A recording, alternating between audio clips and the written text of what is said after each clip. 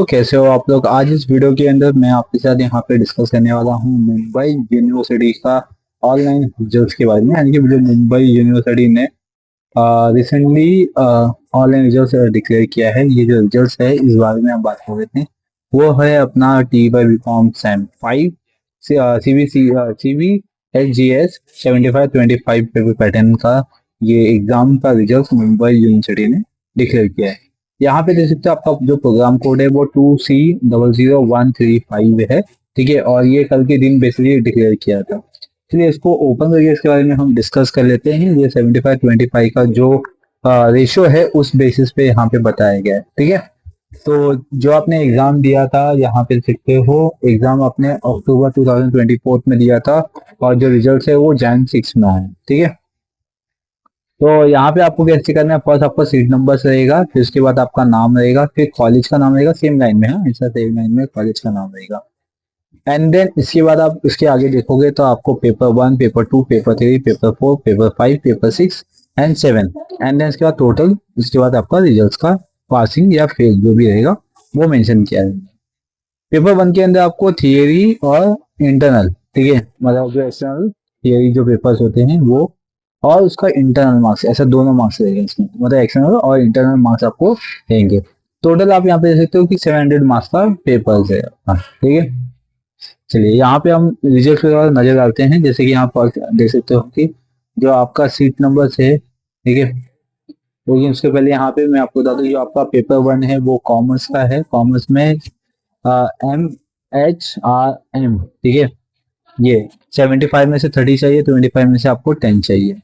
Second जो paper है वो आपका है बिजनेस इकोनॉमिक है। ठीक है, सेम कंडीशन है, 75-25 का है। ठीक है, तो 75 में से 30 और 25 में से 10 चाहिए। फाइनेंशियल अकाउंटिंग है, सेम यहाँ पे ऑडिटिंग एंड कॉस्ट है आपका। ठीक है, fourth paper management accounting, six paper, sorry fifth physics है आपको computer application, computer system and application. Seven जो होगा वो direct and direct tax paper. ठीक है, अभी आपको कैसे देखना है, यहाँ पे आप देख सकते हो आपका यहाँ पे सीट नंबर्स गिवन है, नीचे आपका PNR नंबर गिवन है। ठीक है, फिर आपका नाम आएगा यहाँ पे। ठीक है, फिर कॉलेज कोड आएगा, फिर आपका कॉलेज का नाम आएगा। ठीक है, इस तरीके से। तो आपको 30 मार्क्स एटलीस्ट चाहिए 75 में से, और 10 मार्क्स चाहिए आपको इंटरनल में 25 में से। तो आपको कुल मिला के टोटल जो होगा वो होगा आपका 40 मार्क्स, इतना आपको चाहिए। अगर आप इतना कवर करते हो तो दैट इज में आप पास हो। लेकिन यहाँ पे आपको इंटरनल और एक्सटर्नल बेसिस पे कंडीशन दिया गया है, तो मतलब आपको एटलीस्ट 75 में से 30 तो चाहिए और 25 में से 10 चाहिए। अगर ये नहीं है तो दैट इज में आप फेल हो जाओगे। तो यहाँ पे से तो कि जो बच्चा है इसको 23 मिला हुआ है यहाँ पे, और मतलब एक्सटर्नल में 23 आया और एक्सटर्नल में, इंटरनल में 11 आया है, तो ये फेल हो गया यहाँ पे। ठीक है, तो इस तरीके से कभी कभी बच्चे ये कहते हैं इंटरनल में उनके 10 मार्क्स तो आ जाते हैं, एक्सटर्नल में जो होते हैं वो जैसे 25-30 ऐसा आ जाता है। ठीक है, तो ये बच्चे पास नहीं होते। ठीक है, क्योंकि आपने आपका जो टोटल मार्क्स होता है, सबमिशन जो भी होता है, ठीक है, वो अराउंड 40 के ऊपर भी जाएगा। जैसे कि 29 आ गया और एक 11 आ गया, तो इसको प्लस करने पे आपका कितना होगा, आपका मार्क्स होगा 40। लेकिन आप एक्सटर्नल में, सॉरी एक्सटर्नल में आपका 30 नहीं है, एक्सटर्नल में आपका कितना है, 29 आया, तो आप पास नहीं है। इसी उसी जैसे कि फॉर एग्जांपल एक्सटर्नल में 25 आया और इंटरनल में 15 दिया हुआ है, तो सबको अगर हम ऐड कर लेंगे तो 40 मार्क्स होते हैं। तो लेकिन आप 40 मार्क्स आपको मिला है, टोटल मिला है, लेकिन आपका जो कंडीशन था इंडिविजुअल का, यानी कि एक्सटर्नल और इंटरनल का, वो यहाँ पे सेटिस्फाई नहीं हो रहा है, इसीलिए आप फेल हो जाओगे यहाँ पे भी। तो आपको बस इतना ध्यान देना है कि आपको इंटरनल में और एक्सटर्नल में, ठीक है, उतने ही मार्क्स चाहिए। ठीक है, तो इधर पे एक्सटर्नल में आपको कम से कम 30 मार्क्स चाहिए, इंटरनल में 10 मार्क्स की नीड है आपको। अगर ये नहीं है फुलफिल तो दैट इज में आप यहाँ पे फेल हो जाओगे। जैसे कि यहाँ पे कि सब ये सब सब्जेक्ट में बच्चा पास है, लेकिन एक सब्जेक्ट में इसका जो मार्क्स है वो 23 है। ठीक है, तो यहाँ पे इसको 7 मार्क्स की नीड है पास होने के लिए। आप सेम इसी तरीके से अदर भी रिजल्ट देख सकते हो। टोटल 45 यहाँ पे रिजल्ट है। ठीक है, उसका लिंक मैं डिस्क्रिप्शन बॉक्स में दे दूंगा, आप इसको डाउनलोड करके चेक कर सकते हो। 75-25 मार्क्स का ये पेपर पैटर्न है। ठीक है, उसके बेसिस पे आप इसको चेक कर सकते हो। अभी मैं इसके अंदर कुछ इंपॉर्टेंट पार्ट है वो मैं आपको बता देता हूँ। अगर स्लैश रहेगा आपके नाम के आगे तो दैट इज में वो फीमेल होंगे। ठीक है, P मतलब सक्सेसफुल है, F मतलब अनसक्सेसफुल है, A डबल ABS है तो अब्सेंट है, प्लस साइन दिखेगा तो मतलब grade marks, sorry marks carry forward किया गया है। अगर डॉलर साइन दिखेगा तो आपको ग्रेड फॉरवर्ड किया गया है, ठीक है। तो यहाँ पे ये ऐसा रहेगा। एंड देन इसके बाद आर लिख के आएगा, मतलब आपका जो रिजल्ट है वो रिजर्व में रख दिया गया है, ठीक है। अगर आपको ओ मिलता है मतलब आपका आउटस्टैंडिंग हो गया, मतलब 70 एंड अबव हो गया, या तो 7 लिख के आएगा। फिर ए मिलता है मतलब 60 से लेके 69.99 तक के बीच में आप बिलोंग करोगे। बी हो गया मतलब 55 से लेके 59.99 तक हो गया। सी हो गया 50 से लेके 54.99 तक, और डी हो गया 45 से लेके 49.99 तक। एंड ई आएगा तो समझ जाओ आपका 40 से लेके 44.99 तक आपका परसेंटेज होगा, ठीक है। और एफ आया तो दैट इज में आप फेल हो गए, ठीक है। सिंपल सा यहाँ पे।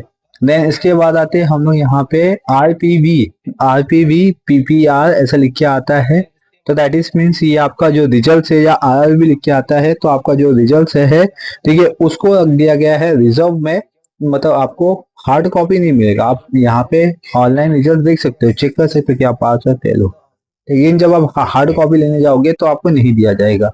इसका रीजन ये है क्योंकि आपके रिजल्ट के आगे आरपीवी या आरआर या पीपीआर लिख के आया, तो आपको उसको क्लियर करना पड़ेगा। अब ये क्लियर कैसे करना है, अपने को ये क्लियर करना है एप्लीकेशन देके, ठीक है। और प्रीवियसली पास में कैसा होता है कि आपने जो केटी का जो एग्जाम दिया है, ठीक है, वो क्लियर नहीं हुआ या उसके अभी तक रिजल्ट नहीं आए, तो उसके लिए आपको वेट करना पड़ेगा। मतलब कि वो अगर पास प्रीवियसली पास नहीं हुआ है तो आपको हार्ड कॉपी नहीं दी जाएगी। मतलब आपको जो प्रीवियस टाइम है उसका केटी का जो एग्जाम है वो क्लियर करना पड़ेगा, तभी आपको करंट रिजल्ट मिलेगा, ठीक है।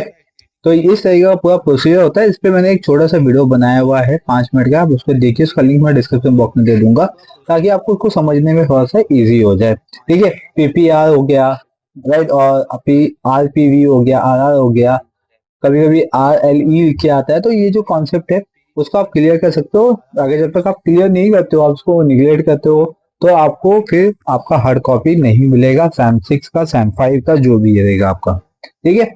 तो ये पूरा कॉन्सेप्ट था रिजल्ट का। तो कैसे रिजल्ट चेक करना है, आप पास हो या फेल हो, आपको कितने ग्रेड मिले हैं, ये सब मैंने आपको यहाँ पे बता दिया है।